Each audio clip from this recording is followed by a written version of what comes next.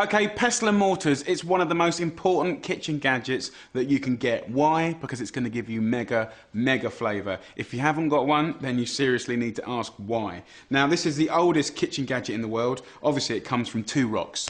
Stone on stone. That's where the first early wheat was made, from the bread and all that sort of stuff. And of course, we can use it for many things that will make our life much tastier. So from spices to dressings to flavoured oils to pestos to marinades, there's so much you can do. So I'm going to give you a quick lesson on how to use it. I know it sounds a little bit patronising and all that sort of stuff, but everyone just thinks it's about clanking it in, right? You've got two methods, right?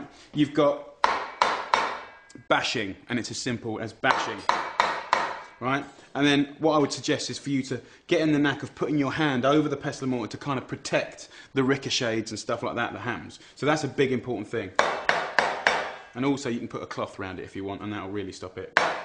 So bashing. And then you've got muddling. And that's another bit. And often you see people, they've got them, but they're not using them right. So the muddling bit is good for gently crushing things and taking it finer and finer. But also if you're making a pesto or a mayonnaise or a sauce or salsa, as you're adding that olive oil, you can just keep an eye on the consistency. There you go, done. So there you go, bashing and muddling, right? I'm going to show you 3 quick things to do with it. So, we've got a few spices here. We've got peppercorns, coriander seeds, salt and cumin. You know, that's just a couple of little herbs, of which could be any kind of dry rub for a roast or grilled bit of meat, or a base for a curry. So you can see, I haven't just gone in there and started smashing it. I've muddled it first, right? And that kind of takes the worst of it out. You can see that's broken it up to a point. Then we go into the bashing.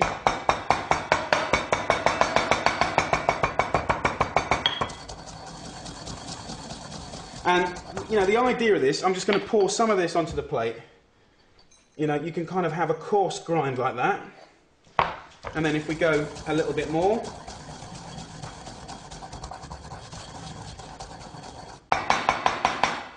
You've got a slightly finer grind there.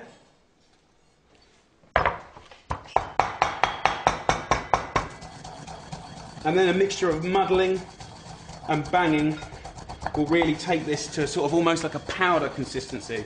So that's kind of what you can do with spices, whether it's the base of a curry or a rub for a beautiful barbecue.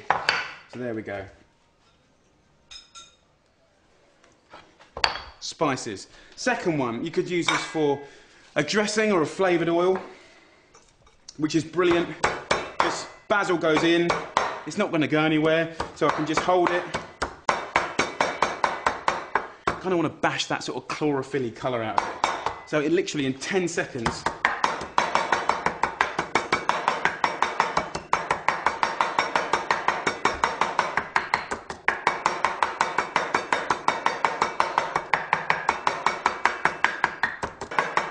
And you know what?